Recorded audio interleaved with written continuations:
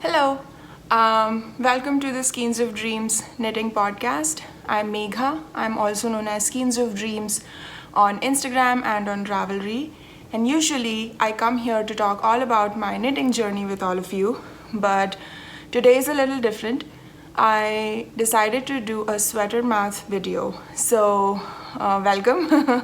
If this is the first time you're checking out my videos and you're here for regular knitting content, there's a lot other videos I've made before. You could check those out. But if you're here for sweater math, you're at the right place. So I have made a lot of sweaters in the past few years, and I feel comfortable coming here and talking about how I pick a sweater size from a given pattern and what is my thought process before I actually pick the size, and what are the things that I consider for changing the size I pick based on my gauge. So in the past few years, I've become a firm believer of not forcing gauge out of a yarn. I've fallen down the rabbit hole that if a yarn is labeled as iron weight or DK weight, that I want to get a certain gauge out of it. And while during swatching, when I make a small swatch, I'm able to do that. I'm able to change the way I knit. I'm able to be tighter or looser depending on the gauge that I want to achieve. It is not sustainable over the duration of making the sweater because I have no idea what kind of mood I'm in when I'm actually knitting the sweater, and it changes my gauge considerably. And so I've become a firm believer of letting the yarn tell you what gauge it wants to be knit at, especially in your hands. You might get a completely different gauge with a certain yarn than me, and that's just how we knit, what needles we use, what yarn of course we use, and I believe a little bit of mental state also makes a difference. So all that being said, if you've watched my videos, you know that I pick different sizes, change my gauge all the time, and I usually end up with a decent result, like it fits me the way I want it to. And so I felt like, and I've been getting a lot of questions around this, so I thought I would come here and make a quick video talking about my process when I'm picking a sweater size. Now, I'm by no means a professional. These are all personal opinions and things that I've learned over the last few years while knitting sweaters. I have not been trained in garment design, garment sizing, or anything like that. I don't have professional training.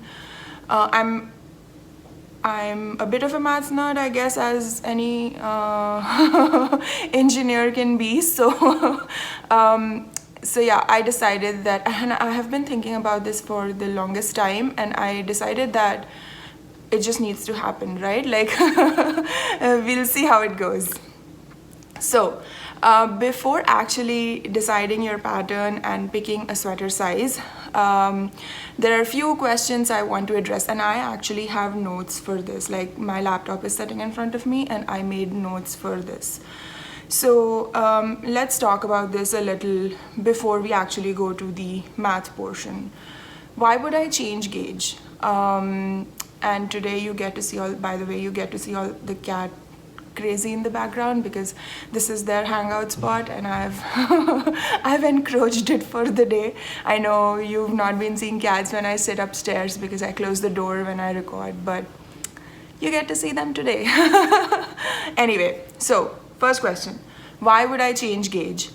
It's not because I'm being stubborn. It's not because I don't like the designer. It's not, like people might tell you that, oh no, this pattern has this gauge and you have to do it like that. There's, don't change it, or don't mess with it, or something like that. But that's not true. It's a recipe, and the designer has calibrated the recipe for their style. But when you make it, it is completely up to you to do whatever you feel like with it. And especially, like, you've bought the pattern. If you're test knitting, that's a whole different story. But if you've purchased the pattern and you want to make a sweater to fit you, that's a whole other thing, right? Like, so yeah. So the first thing that I feel is that if I don't have the recommended yarn, I would like to change gauge perhaps, because I may not get the gauge the designer got with a different yarn. So if I'm yarn substituting, that's one of the main things that come to my mind why I would like to change gauge. The second thing is I'm a completely different knitter, and I've changed my knitting styles over the years. I used to be like a thrower, and I used to be tighter then, but then I changed my style to continental, and I was way loose in the beginning, but now I think my gauge is adjusting. So my gauge is changing over time, which is again a reason you should swatch every single time, even if you've used the yarn before. And I know sometimes I don't swatch, but then I'm like, okay, I don't care what this outcome looks like, I just want to knit something. I'm not saying you have to swatch, but I'm saying if you are doing the process of swatching, then you should do the swatching every time, even if you make a new sweater with the same yarn you've used like 5 years ago. Your gauge might have completely changed. Okay, I had the whole video going and then my phone died on me, so I have to resume a little bit later. I hope the change in lighting is not too distracting. But anyway, as I was saying, let's assume you're a loose knitter, right? The designer has suggested or used a US 6 or a 4mm needle. But because you're a loose knitter, you have to go all the way down to 3.25mm or a US 3 needle. Now, while you get the stitch gauge that the designer got, by changing the needle size so much, you have changed your row gauge completely. And while yes, you can do the math to figure out how to adjust for the row gauge, it's a much more involved process. I do remember Andrea of Fruity Knitting has a very nice video in which she demonstrated how she changes row gauge and how you can do that. But usually a lot of difference in row gauge is okay for a sweater that is just a raglan, just a free-flowing, loose-fitting thing. But if it's a shaped sweater, you have to do proper math, especially with the shaping in the number of decreases per so many rows and things like that. So I don't like changing needle sizes so much. So in that scenario, I would change the gauge of the pattern itself to be able to make a good sweater without doing too much math. So the only thing I change is the gauge or the stitch gauge, and I try to stay within the needle size range given by the designer so that my row gauge is not too different. So that was the second thing. The third reason I might want to change gauge on a pattern is that I'm between sizes. Sometimes patterns will have 4 to 5 inches between sizes. So I've seen patterns where one size is 47 and the next size is 52 inches. And I'm like, but I want a 49-inch sweater. So in that scenario is another good scenario to change gauge of the pattern to get the size exactly that you need. So these are reasons why I would change gauge, and they have nothing to do with me defying the designer or something. These are all personal choices that I make. The next topic I want to focus on is how much can I change gauge by? How much of a change is okay for me? Again, so it depends on the type of sweater I'm making. So if I am making a very loose sweatshirty sweater, I can go for a very big gauge change. By a big gauge change, I'm saying if the designer said their gauge is 20 stitches and 4 inches, and I want to make the sweater in 14 stitches per 4 inches, right? Like that's a huge, in my opinion, that's a huge change in gauge. So if it's a loose fitting sweater, maybe I can get away with it. But if it's a well-fitting shaped sweater, I don't personally like changing gauge that much. So say the designer has 20 stitches per 4 inches. I try to stay maybe 18, 19, 21, 22. That's still fine by my experience. But if you make much more of a gauge change, again you run into row gauge issues. So you have to keep in mind how much of the gauge you're changing as well.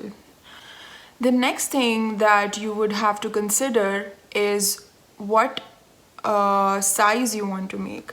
Now, when you're picking a sweater size, it's not a blanket statement. I can say that I just like a 50-inch sweater.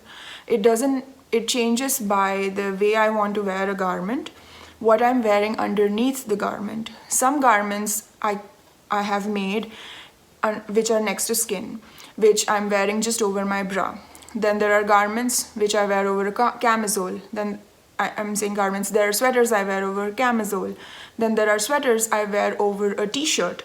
So the size of the sweater needs to vary based on what I'm wearing it with. I know people like to talk about positive ease. Designer gives you a blanket 8 inches, positive ease is recommended. I don't like to go by that because I feel like the way I'm wearing the garment makes a difference. I'll give you an example. I made the Mega Diamonds cardigan and I made it in a much smaller than usual size. I think I made it a 45-inch garment. Over a t-shirt, I can never close the 45-inch, and you can see, and I'll put a picture, you can see that there's no way I can close this cardigan. But my lento, which I made a 48-inch garment and I wear it over a camisole, so it looks like a well-fitted sweater. But then I also made the Red Spire sweater, which is a 52-inch finished, and it is a very relaxed sweatshirty fit, and I can wear it over a camisole again. So when I'm picking or deciding the type of sweater I want to make, I first decide how I want to wear it. If it's a cardigan, I need to be able to wear it over a t-shirt or over a blouse or something. So I measure my bust over that garment, and then I decide how much ease I want to add to it. But if it's a sweater like a lento, I don't want to wear the lento over a t-shirt. I want to wear it over a camisole.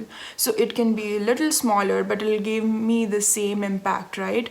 So because my camisole is much more close fitting, so it doesn't add that much bulk under the lento. So these are things you have to consider. You can't just say like, oh, this particular person always makes sweaters with 3 inches of positive ease. That may be true, but then they're just wearing it the same way every single time. And this is exactly the reason a lot of people recommend taking a sweater you already own and measuring that. Because if that sweater you already own fits you well and you like the style of it, then you can make another garment or knit another garment that has the same finished size, and you will like the fit of that knitted garment as well, which is why everyone suggests that use a sweater you already own, because you know how it looks or feels on you. So now that we've picked a sweater size, you've decided how you want to wear the sweater, you've measured your bust above whatever you're going to wear underneath, and you've added whatever positive ease you want to it. You have decided that you want to make, say, for example, a 50-inch garment. So that's the finished garment size you want. And then you go to the pattern and you've realized that the gauge swatch you've made with a certain yarn is not the same as the designer's. But you still want a 50-inch garment, you don't want a different size of the garment. So now how do you pick the size that will give you a 50-inch garment? Let's get into that. Now here we get into the actual math portion, and I'm trying to make it as easy as possible for everybody watching. So if you're an advanced knitter and if you've been watching so far just for other things that I'm talking about, please don't mind me going into very basic math and everything, but let's get into picking the actual garment size. Let's get into picking a sweater size and actually doing the math behind it. First step is to decide a sweater size. I measured myself over my camisole and I measure about 46 inches. I would like a sweater with 5 inches of ease, So I'm going to make a 51-inch finished garment. So once you've decided the size of the sweater you want to make, let's pick the pattern. For this example, I've picked the classic sweater by Espace Tricot because it's free and it's beautiful. Also, by the way, I hope you don't mind the super nerdy presentation, but what do you expect from a person like me? So here is the size range that Espace Tricot has mentioned, and these are the finished garment circumferences. So if you remember, I said I want to make a 51-inch garment, so that should be size 3. But their gauge is 21 stitches in 4 inches. What if I don't get 21 stitches when I gauge swatched? So the first thing I have to do is make my swatch. And my garment size, as I said, is 51 inches. And my gauge in 4 inches is, say, 19 stitches. So my gauge per inch is 19 divided by 4, which is 4.75 stitches. So let's keep this in our mind for a bit. The next thing I do is I look for the stitches for the body. So I scroll down the pattern and I find the place where we separate for body and sleeves, and you've already cast on for your underarm, so you know the total stitches for the body. And here size 3 is 266, but I think because my gauge is different, I'm going to make size 2. So I would like to make the calculation using the stitches for size 2, which is 246 stitches. Now, my gauge per inch is 4.75 stitches.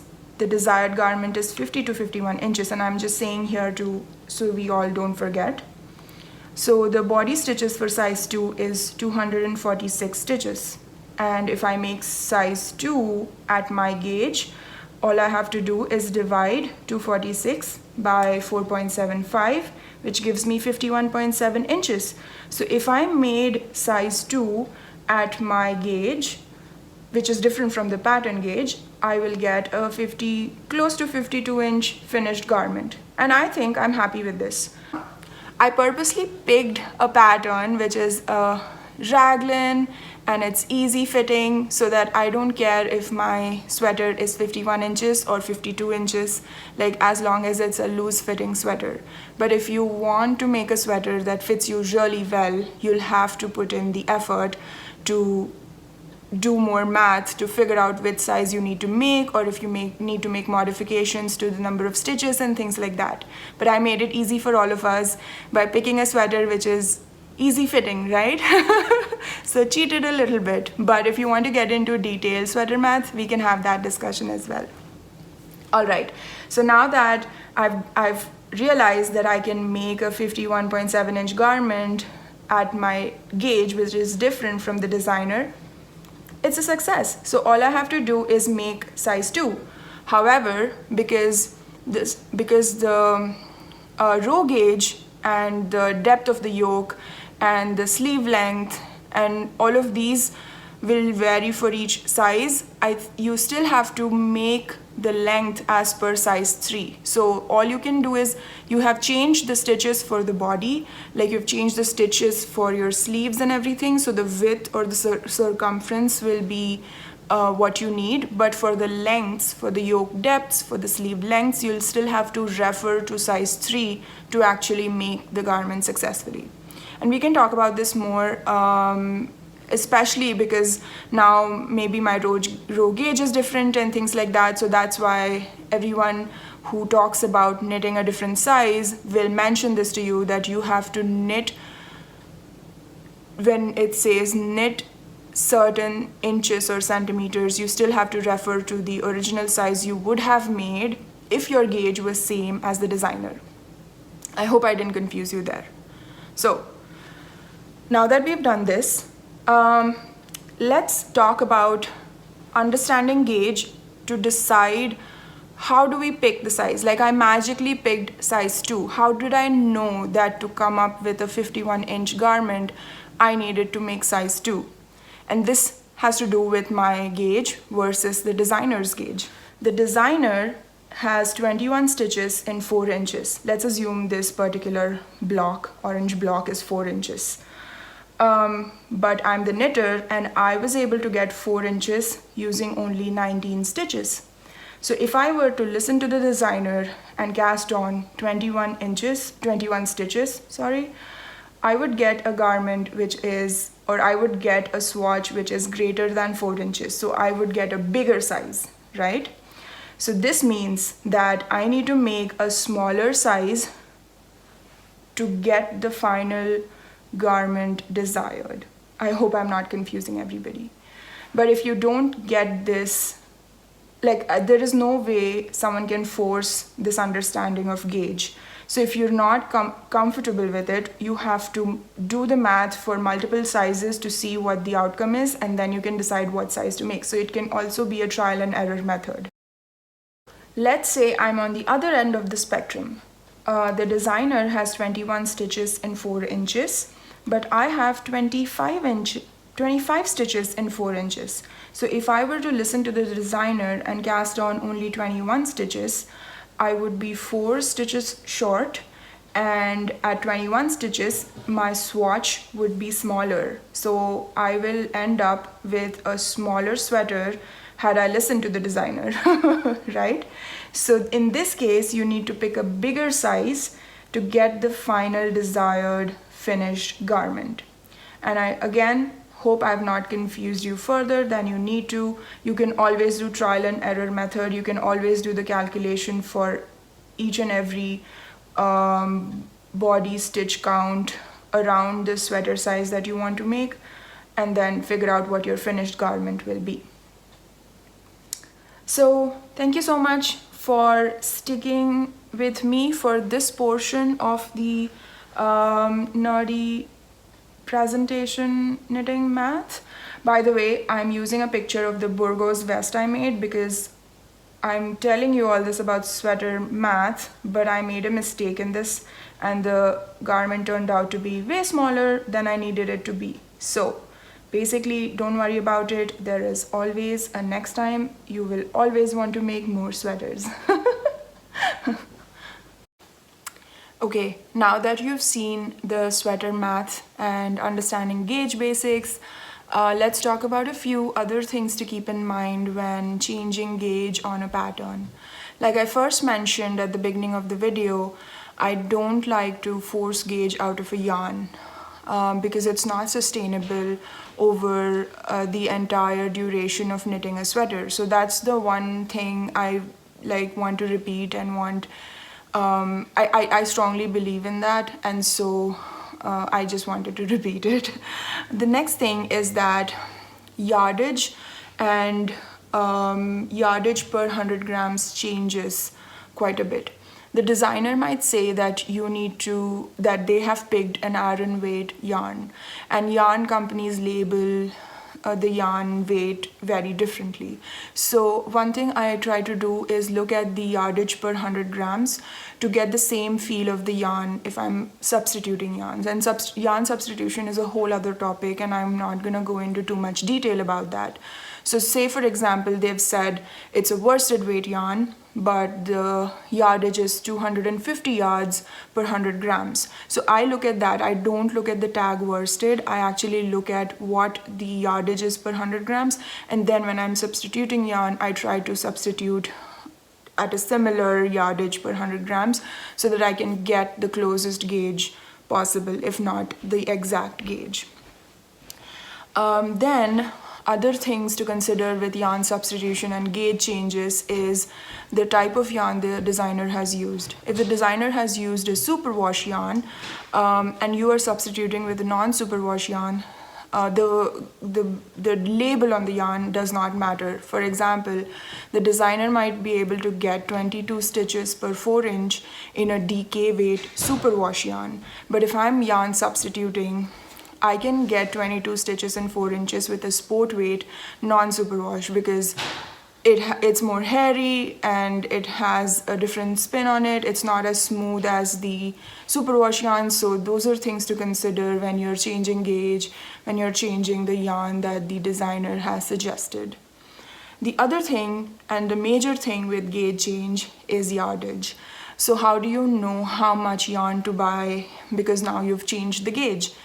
Usually and I've mentioned this before, I don't like playing yarn chicken. So I overbuy for a sweater, and that yarn can always be used elsewhere. I look at the finished size I would like to make, and even if I'm changing gauge, I buy around that. And what ends up happening is, say they've said 1423 yards required for this size, but when I calculate how many skeins that is, it will be like 6.2 skeins. Now I can't buy 6.2 skeins, so I end up buying 7, and usually I have extra to swatch, and like if I'm left over, if I have to darn it or make mend it or something, so I always have some yarn left over. But if you like to buy exactly the yardage required, that's a whole other calculation topic that we can go into. There are guides available, like your local yarn store will have guides saying, okay, this is your gauge, this is the size you want to make, this is roughly the yardage you should purchase. And I checked online, and Jimmy Beans wool has a calculator that you can use, and I tried the calculator for different, they have options like what do you want to make. You want to make a cardigan or you want to make a sweater, and this is your gauge and this is the final size you want to make, so how much of this particular yarn you need. But it is a hit or miss for me. Sometimes it overestimates, because again, you have to keep in mind that the length of the sweater, the length of your sleeves, they all change. So I usually go by the pattern I'm making. I pick the size that is the final finished garment of what I want to make, final size that I want to make, and I just buy about that quantity, and usually it has worked out. I think Suzanne Bryan has a very nice video on calculating yardage based on your swatch. So based on your swatch, you can do the maths and figure out the yardage, but I'm too lazy to do that. So I've never done that, and I've mostly gotten away with it. Like I said, I don't like to play yarn chicken, so I would rather have more yarn than less. Again, there are things like dye lots and things like if I don't buy sufficient and then the dye lot is different and then I can't incorporate it. So there's like yardage calculation is a whole other thing.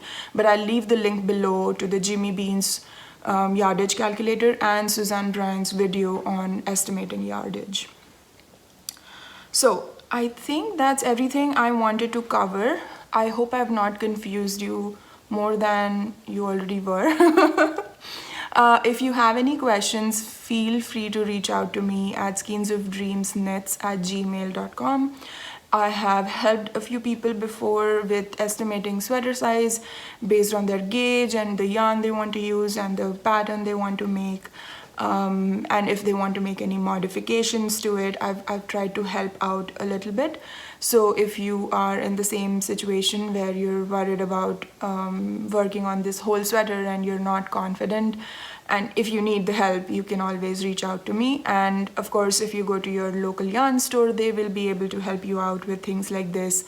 Or a friend who has knit a lot of sweaters will be able to help you out with things like this. So I hope this video has at least, if not solved the issue for you, given you some things to think about when you're changing gauge on a pattern and when you want to make a sweater that fits you well. So thank you so much for watching. I hope I've done a good job editing this thing because I've been thinking about this video for a while and I was so excited to do it. I kind of did it like, I wouldn't say in a hurry, but I didn't want to wait to make this video. So I don't know if I would have done a better job had I like taken more time with it or something, but I've been thinking about it for a while and I actually have detailed notes for this.